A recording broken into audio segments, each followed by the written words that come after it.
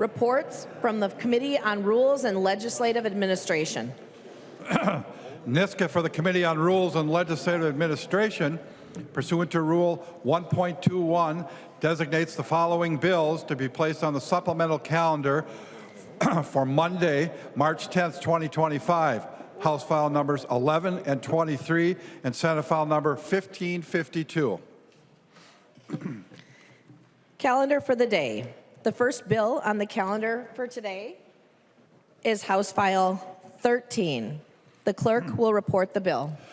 House File number 13, number 1 on the calendar for the day, an act relating to public safety, eliminating the duty to retreat before using reasonable force.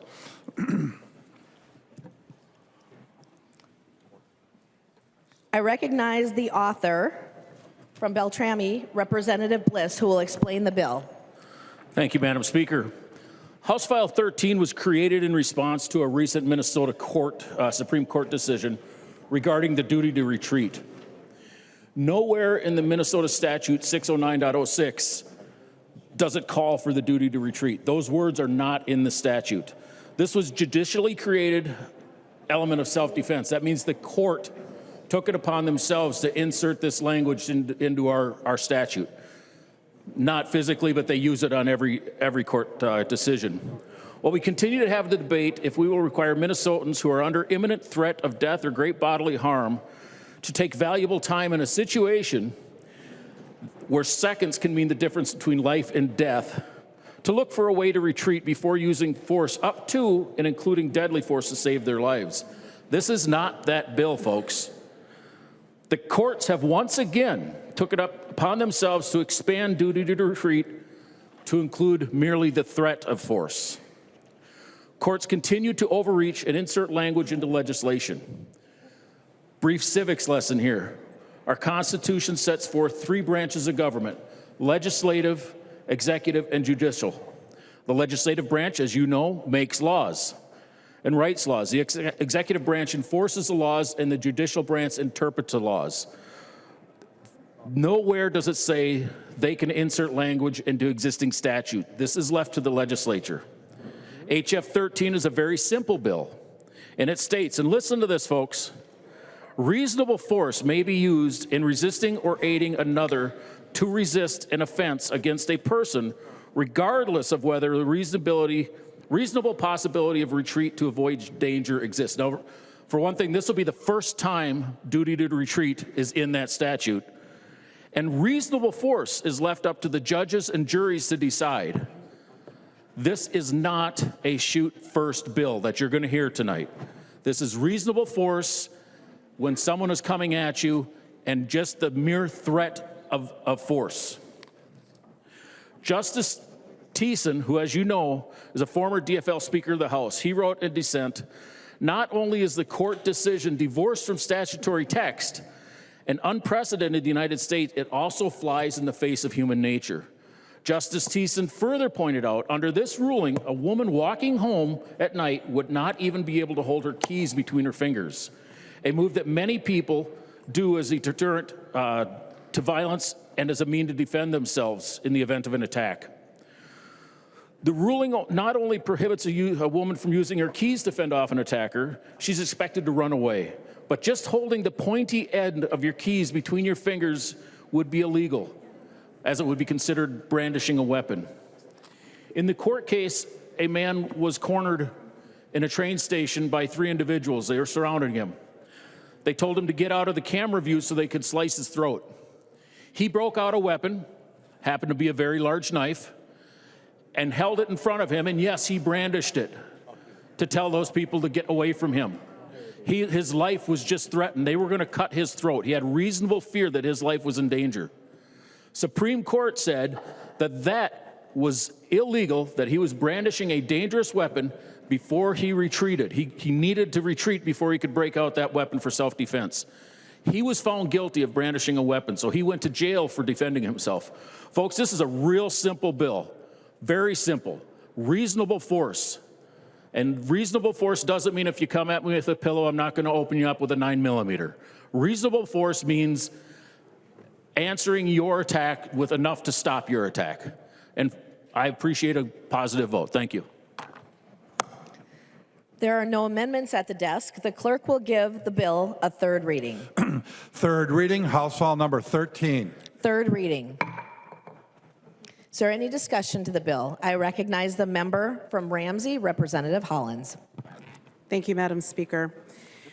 I want to take a moment today to ground us in the history of guns in this country. Guns are not new to this country. Even before our nation was founded, the citizens of colonies had the right to bear arms. The right to protect yourself has always been recognized and preserved in American law. And for most of our history, Americans have not needed a shoot-first law. We did not need it on the frontier. We didn't need it here in St. Paul when it was a haven for the mafia back in the 20s and 30s. We didn't need it during the high spike of murders in the 1980s and 90s. Our predecessors, our ancestors, were right on this point.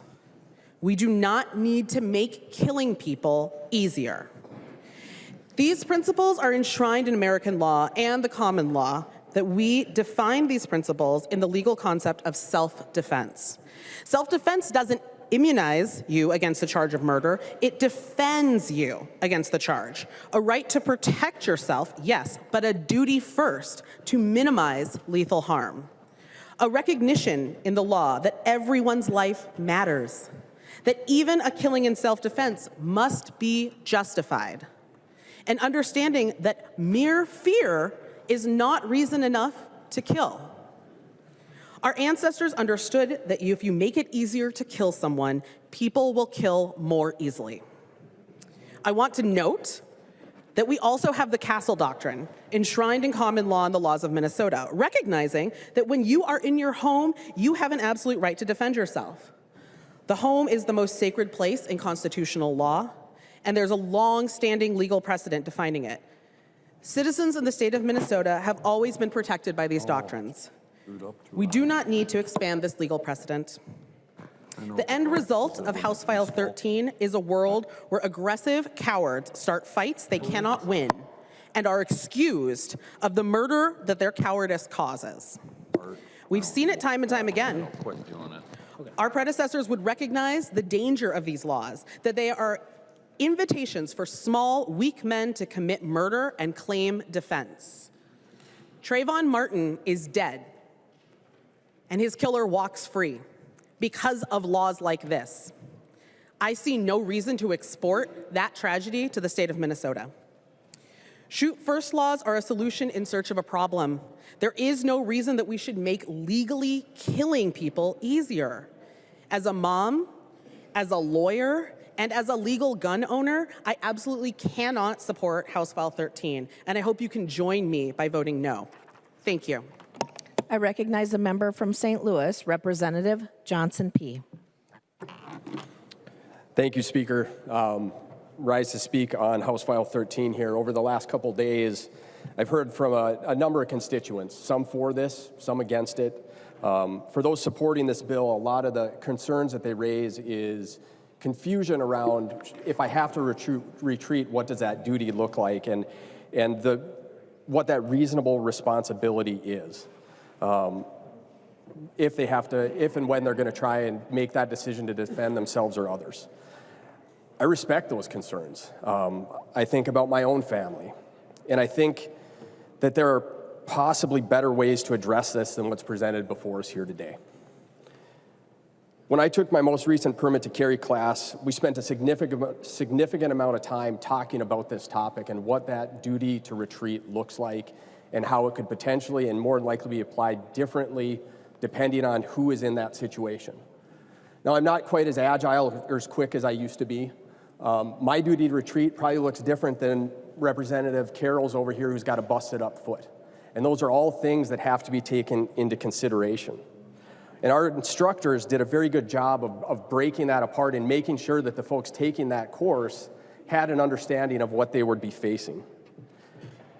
If that component is missing from other classes or education around this topic, I think there are ways to address it, and that's a conversation I'd be happy to have with folks. The last thing that any of us want is for people who are carrying firearms in the public to not be properly trained or educated in what that responsibility fully entails. House File 13 does not change the certain facts that every time there's an incident where a firearm is used, There will be an investigation. Everything will be scrutinized. Was the shooter the aggressor? Did they provoke the other party? Was there an honest and reasonable belief that they were in imminent danger? Was the level of force justified? House File 13 doesn't change any of that or address those concerns of the folks that reached out to me. I've responded to numerous shootings and firearm-related deaths throughout my career. These are horrific scenes. There is no victor in that situation. There is no winner in those confrontations. I'm a gun owner, a permit to carry holder, and a firm believer in building a safer Minnesota. We can achieve that by investing in public safety and by continuing to work to prevent unnecessary violence. Our communities are safest when, if reasonably possible, individuals seek to avoid confrontation, and that's why I'm asking for a no vote on House File 13. Thank you. I recognize the member from Carver, Representative Nash. Thank you, Madam Speaker and members. I just want to add another element to this, and the notion of the duty to retreat. It's something that a lot of people cling on to, but here's the practical reality of it. If you are walking in a downtown area somewhere and somebody begins to attack you, now the presumption is that you have to have a duty to retreat. Here's the reality, that there may not be somewhere that's safe to retreat to. That if you think, well, I'll just go around the corner here and I'll be fine, and that's my now duty to retreat. That's not always the case. And there are to ask a number of our law enforcement members, there are a number of times that is the absolute truth.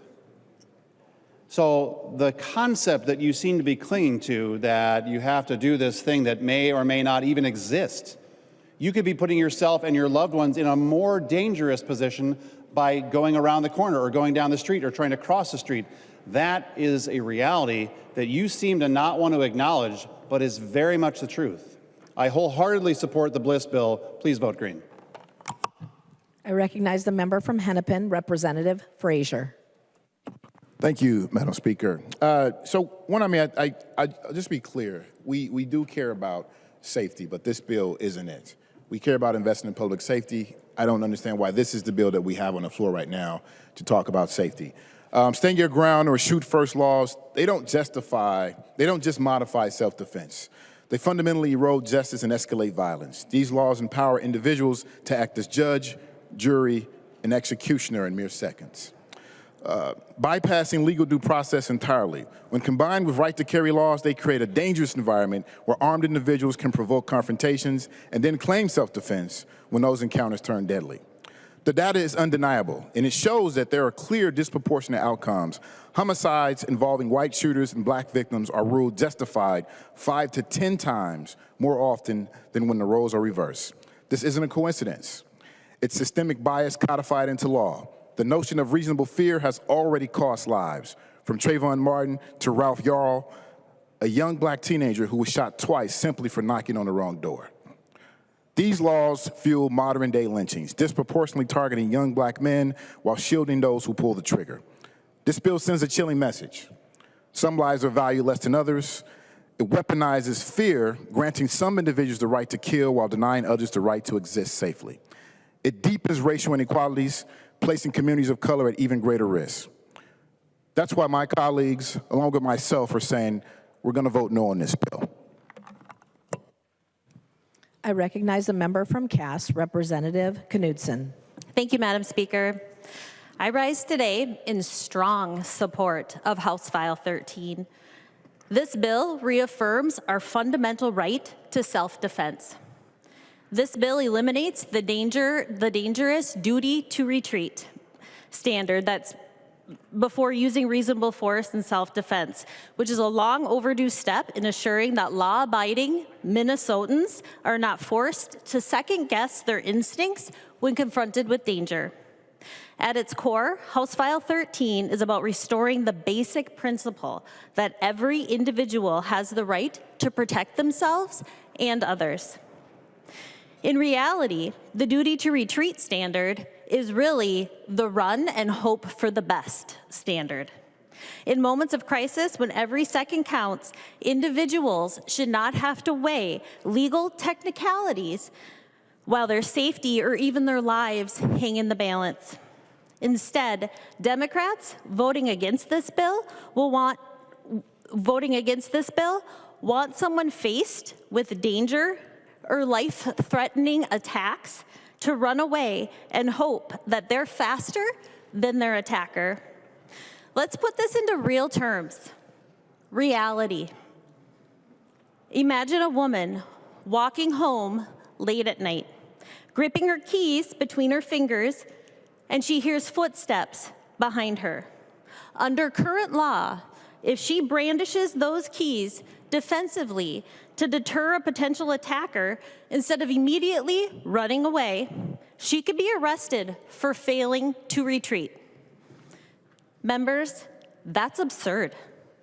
But it doesn't stop there. Imagine a father walking in a parking garage with his child, and a violent mugger approaches. Instead of being able to shield his child and stand his ground, the policy that we operate under today demands that he needs to try to run away before he can defend himself or his child. Or consider the scenario that hits really close to home for me. I load my children into the car after we're done grocery shopping. I'm in the back, unpacking groceries, loading them up into the car, and someone comes at me to attack. Without this bill, I have the duty to retreat, to run away from my car with my children inside, leaving them vulnerable before I can defend myself. When a woman is facing a dangerous situation, a split-second decision can save her life. If House Democrats have their way, if that woman survives, she will be prosecuted if she doesn't take steps back before the criminal attacking her sees the pepper spray in her hand. Democrats are defending a standard where women walking alone can't even hold their keys in their hands as a deterrent. That's not a partisan interpretation.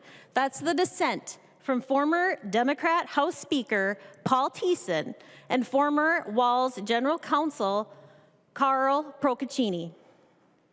As girls, we're often taught at a very young age to hold our keys between our fingers, to carry pepper spray, to take classes in self-defense.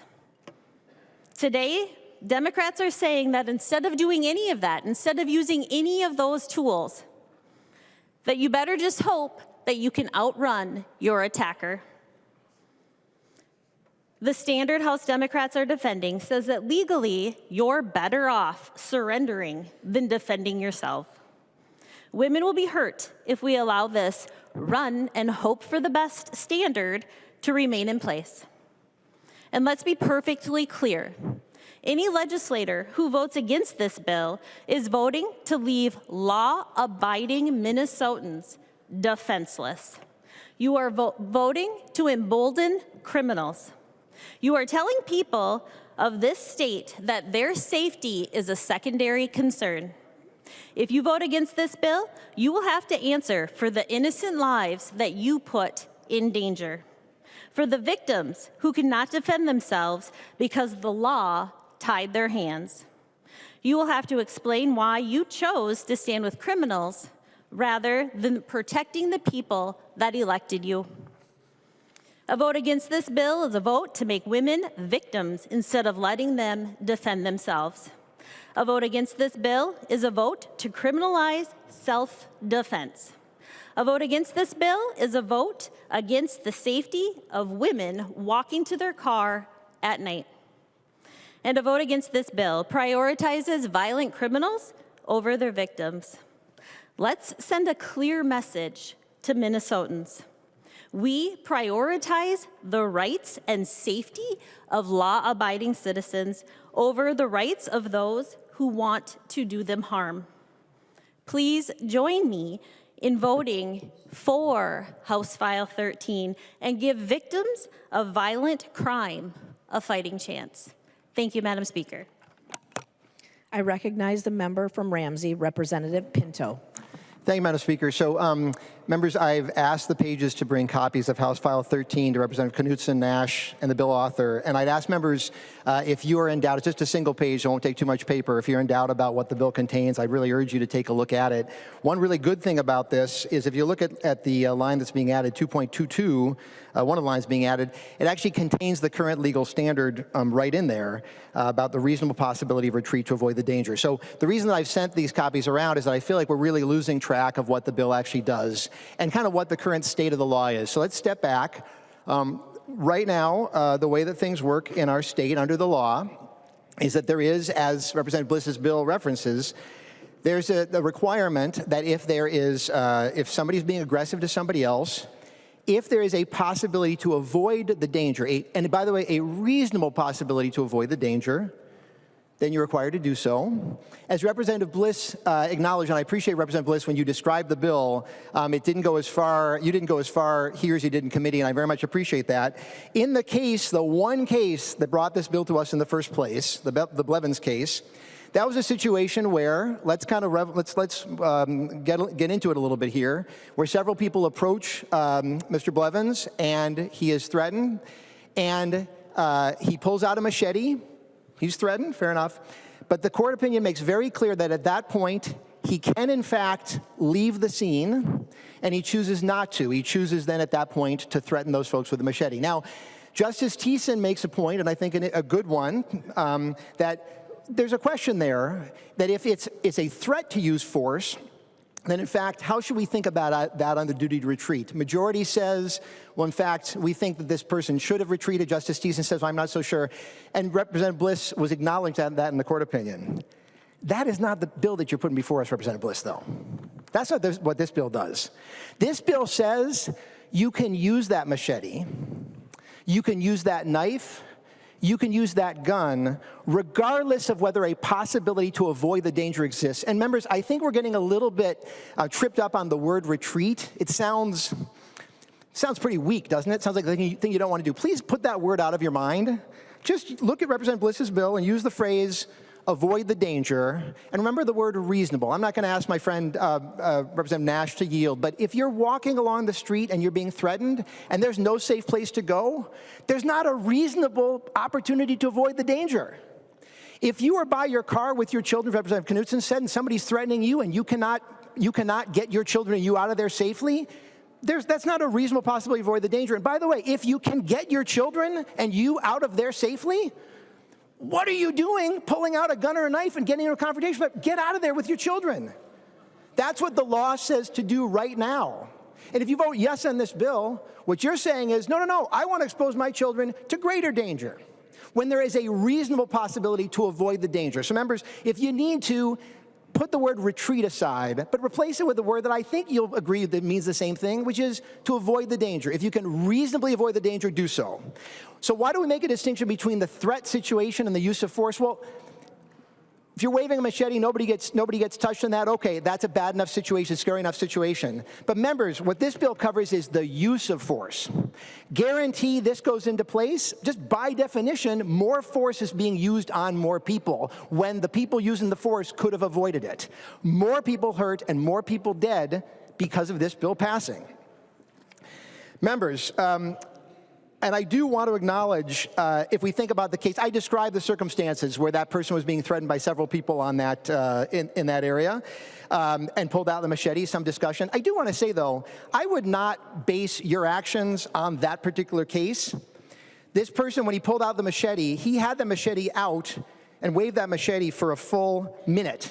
Waved that machete around. He lunged at somebody in the course of that minute. He waved the machete around over the course of the minute. By the way, as I'm talking now, a minute is going by. There is a machete being swung around at multiple people in that scene when he could have avoided the danger. We're barely 18 seconds into the full minute of the machete being swung around. That's what you want to vote for? Is that somebody can use a machete for a full minute, and that's the case you're going to rely on? And by the way, there ain't no other case to rely on. That's the one you're going to rely on? How does that make any sense? We just passed the 30-second mark. I'd have to keep talking for another 30 seconds. I thought this was going to be done a lot faster. Members, A full minute of machete running around. No.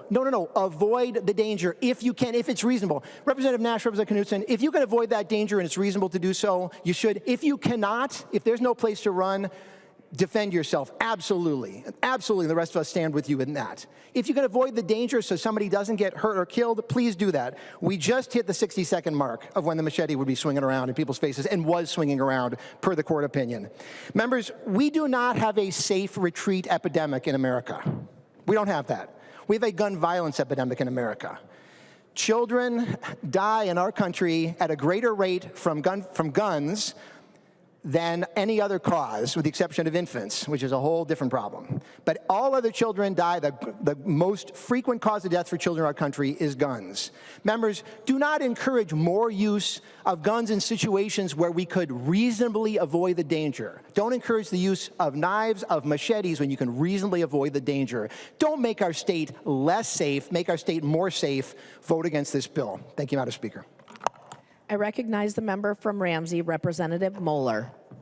Thank you, Madam Speaker, and thank you, Representative Pinto, for that great description. I want to also go back in time a little bit here, because when the bill was presented, we were told to have a brief civics lesson about the separation of powers. And I want to give a brief law school lesson about common law and how judicial common law works. So the duty to retreat standard has been around since 17th century England. It was brought over to the United States, and Minnesota has had the duty to retreat standard for about 150 years now. Now, we have statutes that are enacted, and sometimes statutes change common law, but if they don't, common law exists. And common law has continued to apply in the context of our self-defense statutes, which have been around again for 150 years. And so when members say that if you vote against this bill, you're voting against self-defense, no, we're not. This concept, this self-defense, has been around for 150 years. That doesn't change with a no vote on this bill. It was also explained to us that this was a reaction to the Blevins case, and Justice Thiessen's dissent was described in that case. But Justice Thiessen, again, was the dissenting judge in that case. He wasn't in the majority. And a lot of the hypotheticals that have been given from our colleagues across the aisle here, the majority actually rejected those and explained why those just weren't likely scenarios, in part because there is your duty to retreat has to be reasonable, as Representative Pinto said. So some of these situations that you described, it probably wouldn't be reasonable for you to have to retreat. So that is one piece of Justice Thiessen's dissent. I will also say that what you do with this bill goes well beyond what Justice Thiessen said in his dissent. In fact, he said, quote, "Under my proposed approach, the duty to retreat before harming someone still applies." Your bill does away with that. So you're going well beyond even what he said in his dissent. Representative Pinto, I was going to also talk about the facts of this case, because I agree this is not the kind of case I think you'd really want to hang your hat on, with the machete swinger threatening someone, lunging at them for over a minute. When he did have an opportunity to de-escalate the situation and had an opportunity to remove himself from that. The County Attorneys Association opposes this bill, and you will be getting letters also of those organizations who oppose this bill.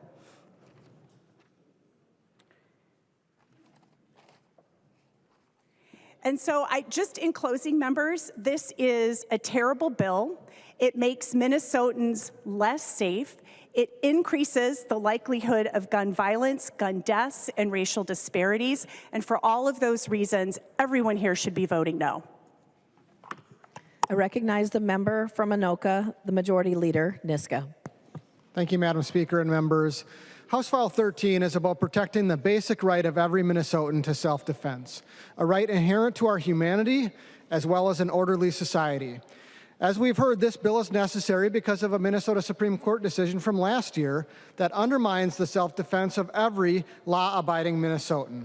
Justice Thiessen, former DFL Speaker Paul Thiessen, in a dissent joined by the former general counsel for Governor Walz, said that the court was taking the law of self-defense into uncharted waters. This new rule is not only unprecedented in this state, as far as I'm aware, the rule has never been adopted anywhere in the United States. Until now, the collective wisdom of judges nationwide over hundreds of years has never imposed a duty to retreat before making threats to deter an aggressor. Members, this standard needs to change, and House File 13 restores the balance and protects law-abiding citizens' right to self-defense against aggressors. We heard shameful fear-mongering today from the governor saying that this bill was trying to shoot someone because they took your parking space. Nothing could be further from the truth. In fact, by voting no today, you'd be voting to let aggressors win when they try to force you out of somewhere you are legally entitled to be.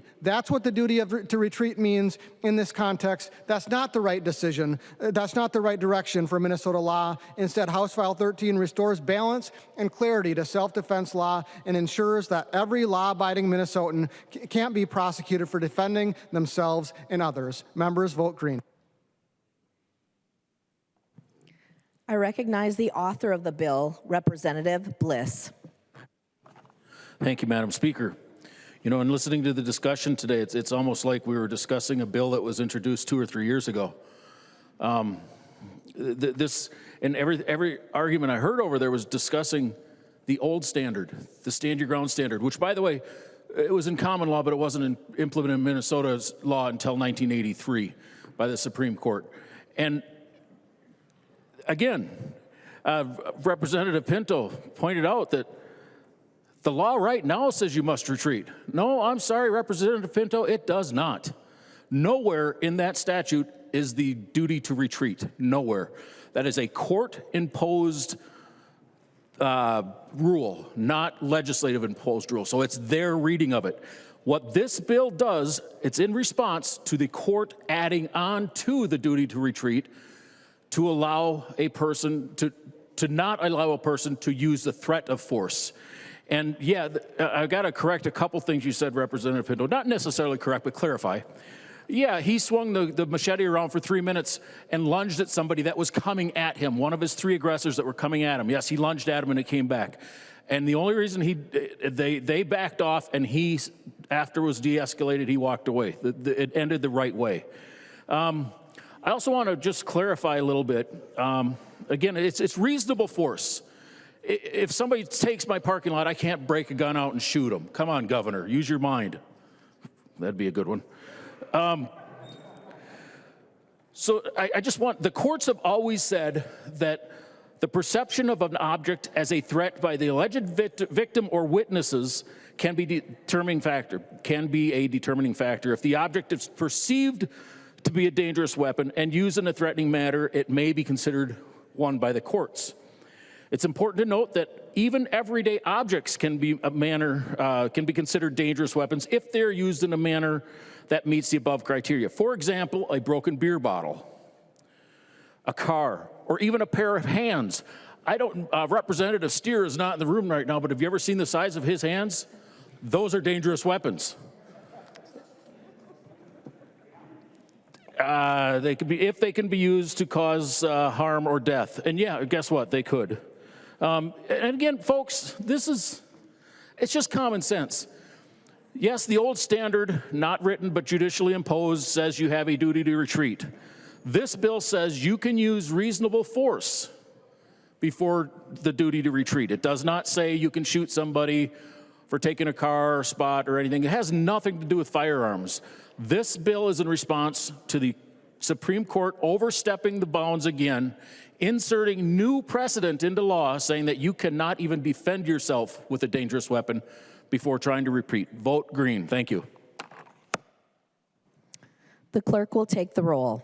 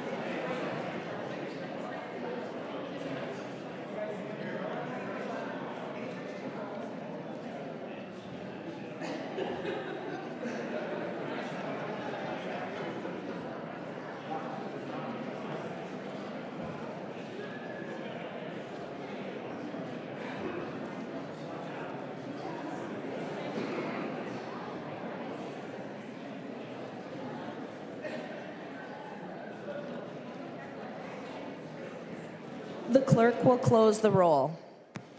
Niska changes from aye to nay. Representative Niska changes from aye to nay.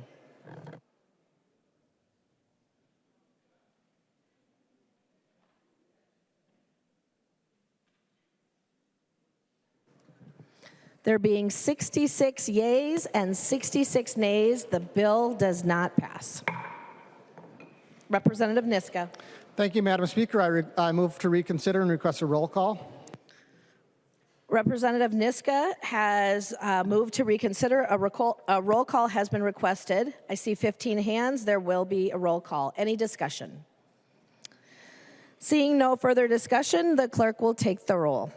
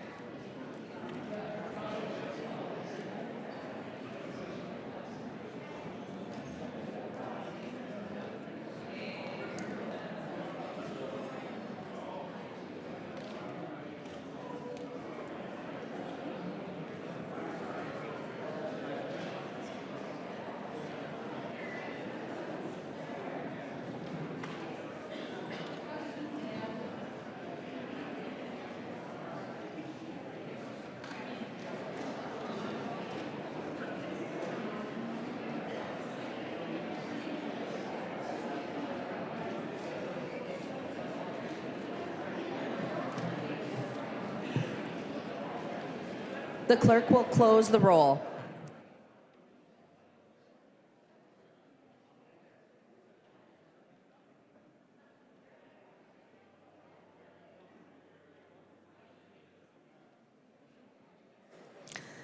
There being 67 ayes and 65 nays, the motion passes. Representative Niska.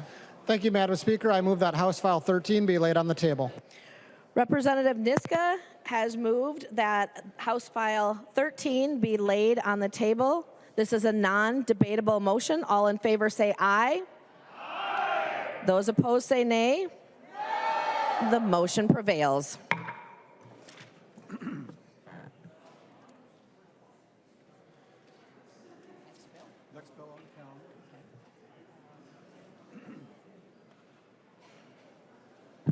The next bill on the calendar for today is House File 129. The clerk will report the bill. House File number 129, number 3 on the calendar for the day, an act relating to public safety.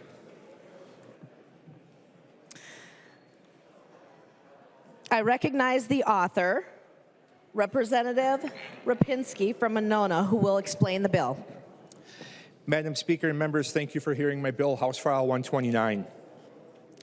The legislature requires that the Director of Sex Trafficking Prevention submits a report to the Commissioner of Health every 2 years. House File 129 simply requires the director that provides that report to the Commissioner of Health must also provide it to public safety and health committees in both the legislature and the Senate. Members, I've spoke to a number of my friends and colleagues on both sides of the aisle, and this truly is a bipartisan bill. I would appreciate your support. There are no amendments at the desk. The clerk will give the bill a third reading. Third reading, House File number 129. Third reading. Discussion to the bill.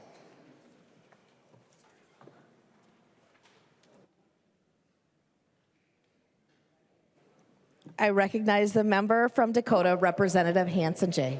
Thank you. I am glad that we can come together today to pass a state law to be sure that a publicly available evaluation is also emailed to the chairs of all of our committees so that neither their staff nor those chairs have to remember to go download it themselves. So I encourage a green vote today because this evaluation covers a lot of helpful information that, in my opinion, should be read and understood by as many people as possible, especially those of us tasked to serve our communities. As great as this particular evaluation is, we can do more in Minnesota to track, disclose, and report on some particular variables, including where profits from this illegal industry land in our economy and what other industries profit or benefit by proxy. So for myself to begin to look into this, I'm starting by identifying how profits from youth sex trafficking end up mingled into the funds of political party units, campaigns, PACs, political nonprofits, and more. And I hope to drop a bill to address this soon, and following just a few more stakeholder conversations and hopefully conversations with you. I invite you all to keep an eye out for that and to sign on, because I hope that you'll support it with the same enthusiasm that we will likely see on the board today. So please vote green for this bill and on all future bills that will help us do more to prevent, intervene, identify, arrest, prosecute, and sentence the men who profit and benefit from trafficking our children and youth for sex. Thank you for bringing the bill, and please vote green. I recognize the member from Ramsey, Representative Pinto. Thank you, Madam Speaker. I too want to use the occasion of this bill just to point our attention to the broader issue of sex trafficking. The director who's referenced in this bill is somebody that I've worked with very closely. I served for several years as the statewide director of training and protocol development for the Safe Harbor system, and the director of child sex trafficking prevention and I put together a set of guidelines that are still in use. Anyway, members, what I just want to point your attention to, though, is I'm glad that we're going to have this report shared with committees. As Representative Hansen said, it's probably not a big deal. It's available online anyway. We should support the bill. But I really would urge us to be recognizing the broader issue of trafficking as related to vulnerability. Providing food to people, housing to people, stability, health care. Believe it or not, these are things. Madam Speaker, would you mind just tapping so folks can bear in the noise? Members, please take your conversations to the alcoves or the retiring room. Representative Pinto. Thank you so much, Madam Speaker. Members, recognizing that those young people, both children and adults, but folks who are young, who are targeted in our by sex trafficking, it's vulnerability that is driving this, and it is vulnerability in terms of food and housing and health. We don't think of those things, and so I guess I want to make sure we highlight this now as we're on the precipice of putting a budget together. Doing this, all of us as one. We recognize that investing in human needs, that's how we fight sex trafficking. And I have had the honor of training Representative Novotny on when it came to investigating and addressing sex trafficking, and so I think I know something of what I say on that. So members, I really do want to urge us as we pass this small change to say that a report is going to be sent to our committees, that we listen to what the director has to tell us, and I can guarantee that she will tell us keep an eye on those needs of adolescents and young people and make sure that we are meeting them all across the way. That is how we will combat sex trafficking. That's going to be the most effective way to do so. Thank you, Madam Speaker. Any further discussion? I recognize the author of the bill, Representative Repinski. Thank you, Madam Speaker. Members, I would appreciate your support on this. Thank you. Please vote green. The clerk will take the roll.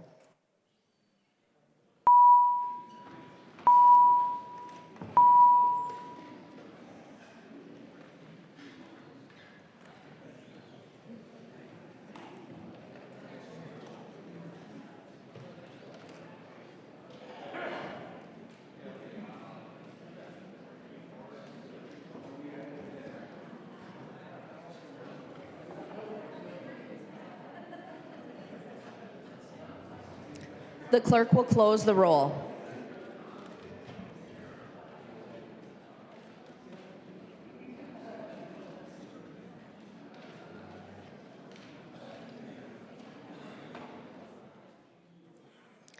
There being 132 ayes and 0 nays, the bill is passed and its title is agreed to.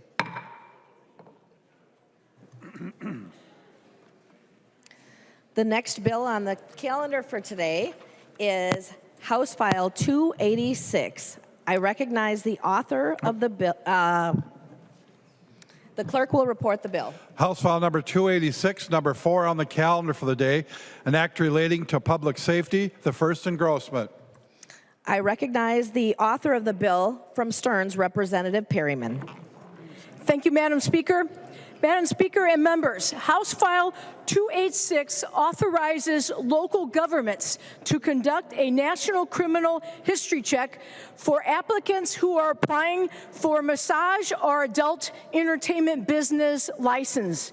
This is in addition to the state background check they already have authority to do.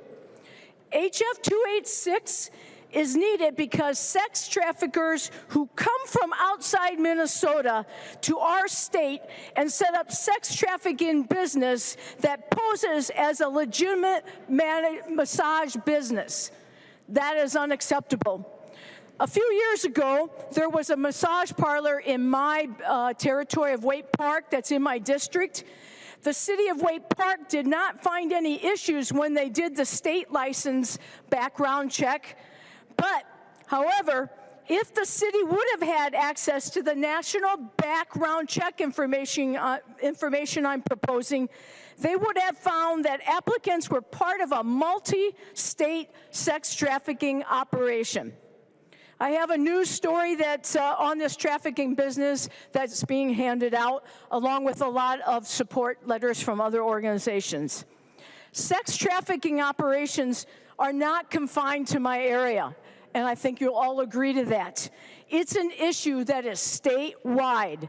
It is going on in the whole state of Minnesota, wherever you live. This bill was first introduced in 2019 at the prompting of the Lino Lakes police chief, who also discovered the same issue I talked about in Waite Park. And that chief also says if the national criminal history information was accessible to him, the applicants would have definitely been turned down for their massage business. The Minnesota Sheriff's Association and Minnesota Chiefs of Police Association supported the bill then, and I'm very happy to say that they still support this bill today. And also, the League of Minnesota Cities also support HF 286. The original bill included a broader group of businesses and business licenses, but I have narrowed HF 286 down to a more narrow scope to just address adult entertainment and massage businesses because I wanted to ensure we are targeting sex traffickers in this state. This bill is bipartisan, and I want to thank all the members, the fellow members who have shown their support for HF 286. You are showing not only your support to me and this bill of HF 286, but you're showing support to your cities, your communities, public safety, and local government. I ask for your support for House File 286. Please vote green. There are no amendments at the desk. The clerk will give the bill a third reading. Third reading, House File number 286. Third reading. Discussion on the bill. I recognize a member from Dakota. I recognize Representative Curran. Thank you, Speaker. Ramsey, Washington. We'll get there. Thank you, Speaker and members. Thank you, Representative Perryman. This absolutely is a bipartisan bill. I'm so glad that we have this opportunity to tackle a true, real problem that communities of ours unfortunately have shared in this problem. I represent the city of White Bear Lake. This is a top priority for my community. And unfortunately, we had similar circumstances in my district and nearby areas. So, first, clearly, this is not just limited, unfortunately, to Waite Park. This is a statewide and national issue, an international issue. In fact, when it happened in White Bear Lake, the business owner was observed having folks in and out of her home, taking folks to and from the international airport in Minneapolis. So this is very much a problem And I'm so glad that we could work together to get this language in the shape that it needed to be to get passed. I know we almost got there last year, and I'm so glad that we were able to work on this together in such a bipartisan way. This truly is a bill that aims to tackle an issue that our communities have asked us to tackle. And by sharing in this green vote today, we are collectively working to solve a real problem. And I am so appreciative of that. I would also mention that there's a similar bill that we have in the legislature authored by Representative Pinto, House File 362, that would get to the statewide licensure of massage therapists. So there is more work to be done in this area. But for now, I think this is a really great workable solution that communities across the state are asking for. So thank you all so much, and I hope to see a green board on this. Thank you. Further discussion?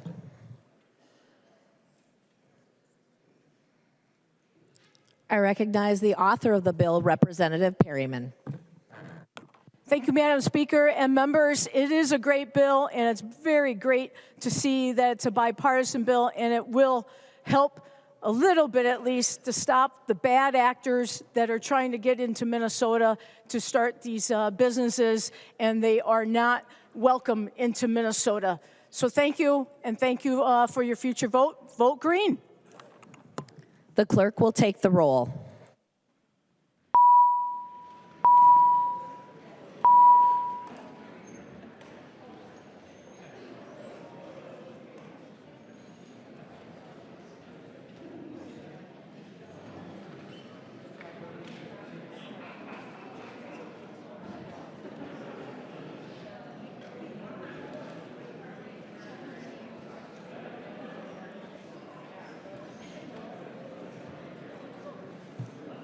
The clerk will close the roll.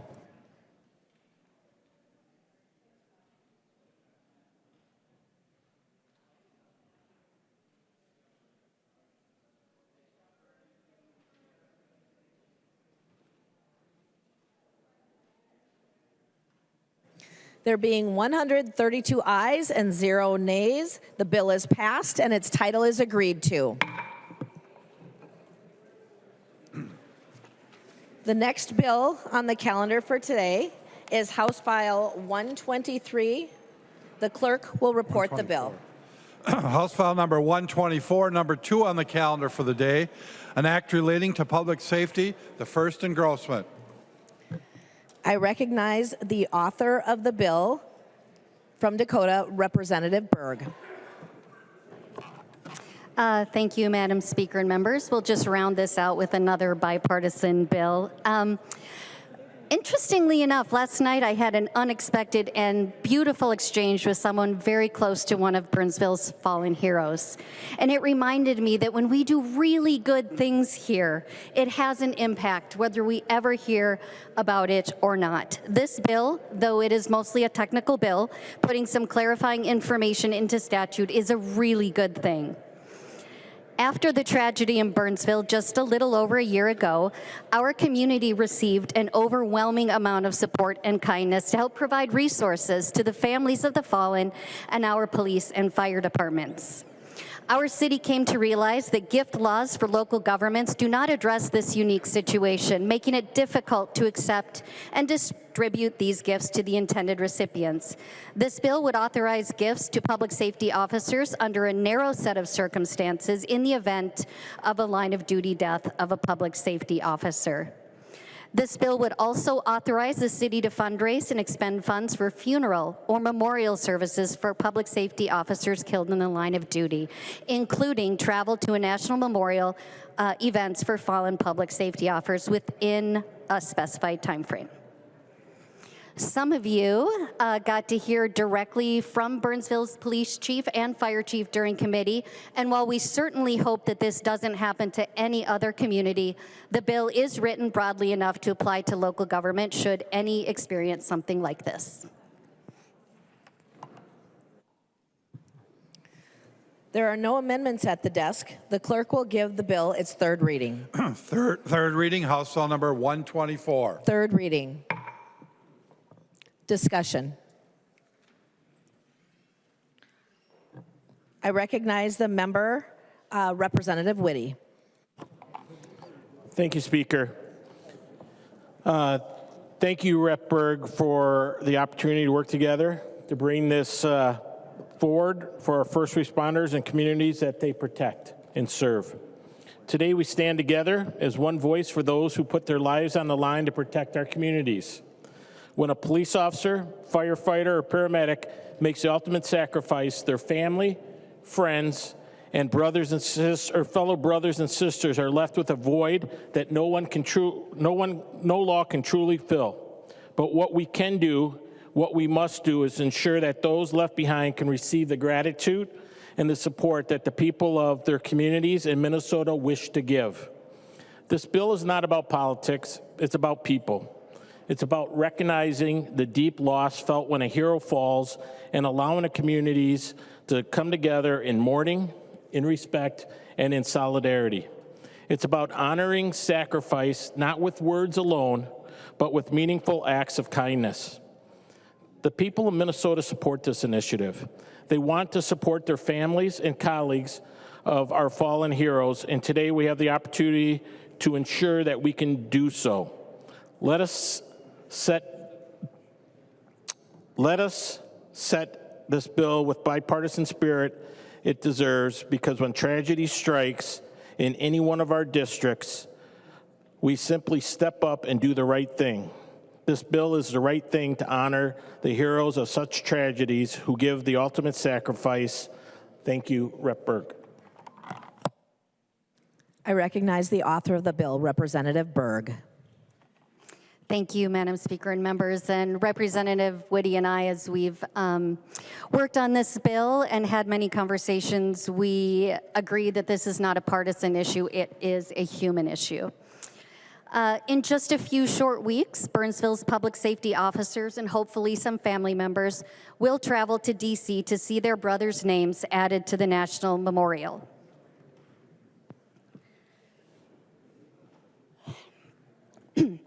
While that is certainly a trip that one hopes they never have to take, by passing this bill today, we can make the process easier during a difficult time. Members, please vote green. The clerk will take the roll.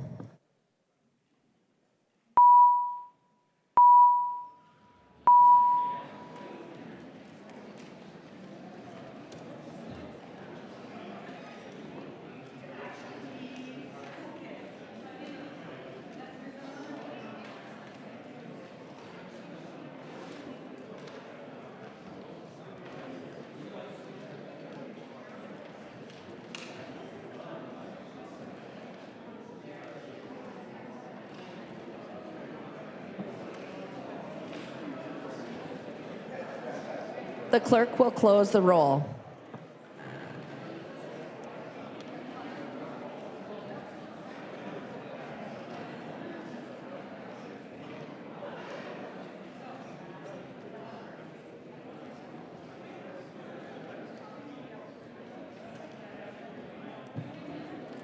There being 132 ayes and 0 nays, the bill is passed and its title is agreed to.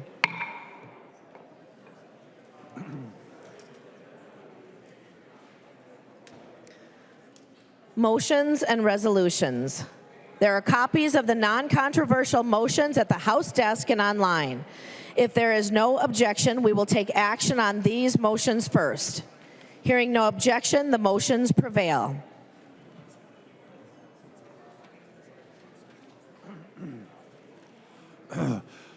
Olson moves that House Bill number 983 be recalled from the Committee on Capital Investment and be re-referred to the Committee on Environment, Natural Resources, Finance, and Policy.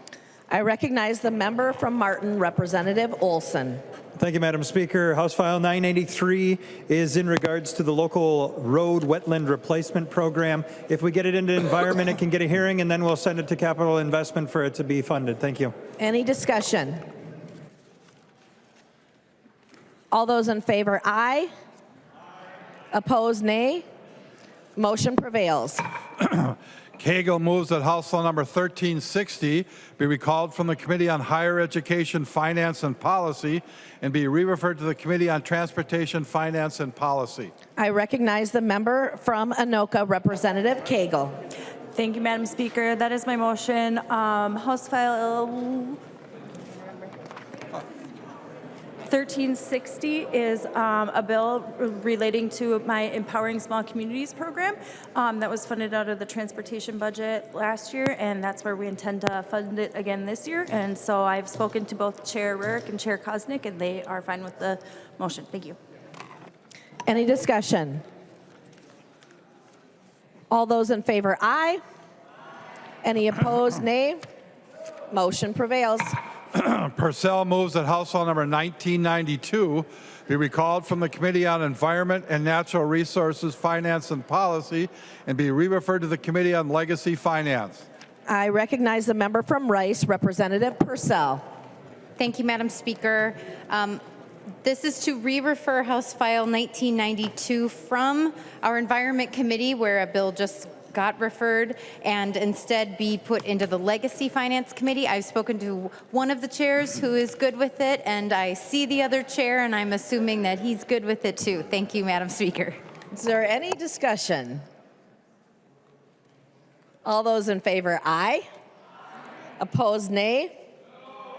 Motion prevails.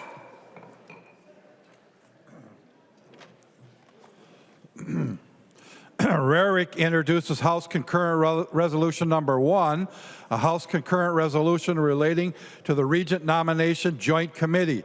The concurrent resolution is being referred to the Committee on Rules and Legislative Administration.